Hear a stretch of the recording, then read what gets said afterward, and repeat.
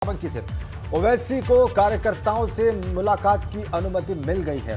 सशर्त प्रशासन ने कार्यकर्ताओं से मुलाकात की अनुमति दी है। सुबह 11 बजे से दोपहर 2 बजे तक बाराबंकी में रहने की इजाजत मिली है असदुद्दीन ओवैसी को, लेकिन प्रशासन ने उन्हें सम्मेलन की इजाजत नहीं दी है। और सपा के नौजवान किसान पटेल यात्रा के दूसरे चरण का दूसरा दिन आज है और आज सिद्धार्थनगर पहुंचेगी नौजवान किसान पटेल यात्रा। प्रदेशाध्यक्ष नरेश उत्तम पटेल के नेतृत्व में ये यात्रा निकाली जा रही है। सपा की जनादेश यात्रा आज मिर्जापुर पहुंचेगी। इंद्रजीत सरोज के नेतृत्व में सपा निकाल रही है जनादेश यात्रा। इसके साथ ही बीजेपी के प्रबुद्ध सम्मेलन का आज 5वां दिन है। आज 10 जिलों में प्रबुद्ध सम्मेलन करेगी बीजेपी और बीजेपी सभी विधानसभा क्षेत्रों में यानी कि 403 विधानसभाओं में प्रबुद्ध सम्मेलन की योजना बना चुकी है। अब ये आज 10 जिलों में होगा। 10 जिलों में प्रबुद्ध वर्ग सम्मेलन बीजेपी का आज। तो अलग अलग पार्टियों के अलग अलग कार्यक्रम हैं। आज बीजेपी की तरफ से प्रबुद्ध सम्मेलन का 5वां दिन है।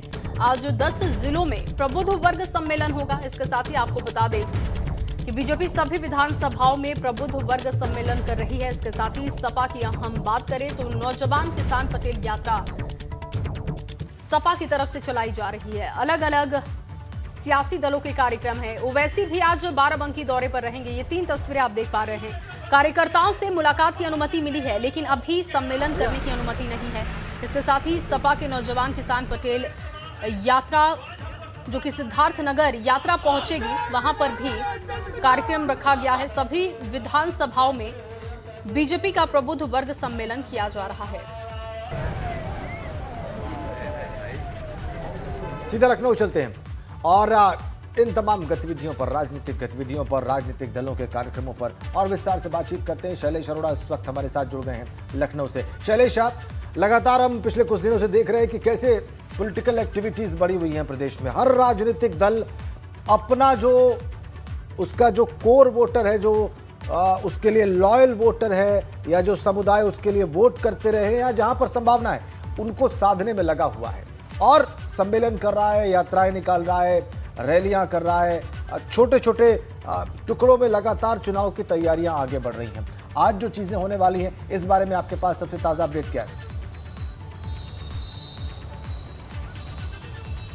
देखिए, निश्चित रूप से राजेंद्र, आगामी चुनाव को देखते हुए चाहे सत्ताधारी दल भाजपा हो या विपक्षी दलों में सपा, बसपा, कांग्रेस, ये सारे दल हो, ये सभी अपनी अपनी यात्राएं निकाल रहे हैं, सम्मेलन कर रहे हैं और आज भी ये इसी क्रम में सपा के कार्यक्रम जारी रहेंगे। वहीं दूसरी ओर अगर देखें, जो सबसे ज़्यादा निगाहें लगी थी, जो सबसे ज़्यादा मुश्किलों भरी स्थिति अब कह सकते हैं वो है AIMIM के लिए, क्योंकि जो AIMIM के चीफ है ओवैसी, वो 3 दिन के दौरे पर यूपी आए। 2 दिन के कार्यक्रम तो उनके हो गए। पहले दिन अयोध्या में उनको जनसभा करने की अनुमति मिल गई, दूसरे दिन सुल्तानपुर में जनसभा कर ली, लेकिन आज जो तीसरा और अंतिम दिन है उनके दौरे का, इसमें उनके लिए मुश्किलें खड़ी हो गई हैं और बाराबंकी का जो कार्यक्रम था वहाँ जनसभा की अनुमति नहीं दी गई है।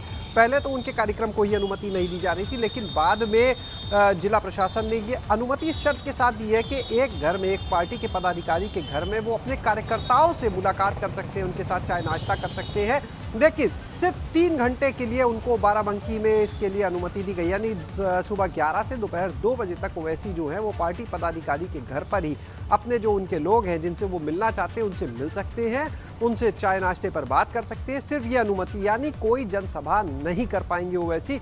और निश्चित रूप से एक बड़ा झटका भी है। पिछले 2 दिनों के अगर हम कार्यक्रमों को देखें तो जैसा अभी आपने कहा, बिल्कुल सही बात है कि जो समुदाय विशेष जिसके ऊपर निगाहें हैं, लगता है कि वो उनके वोटर्स में तब्दील हो सकता है, उसको रिझाने की लगातार कोशिशें जारी है। ही दोनों दिन अगर हम देखें, चाहे अयोध्या की बात हो चाहे सुल्तानपुर की बात हो, दोनों ही जगह जो चीज़ कॉमन दिखी वो ये थी कि जो मुस्लिम वोटर है उनके ऊपर निगाहें लगातार ओवैसी की लगी हुई हैं। उन्होंने कहा कि 19% वोटर अगर साथ आता है तो निश्चित रूप से तस्वीर बदल जाएगी यहाँ पर आगामी चुनाव को लेकर।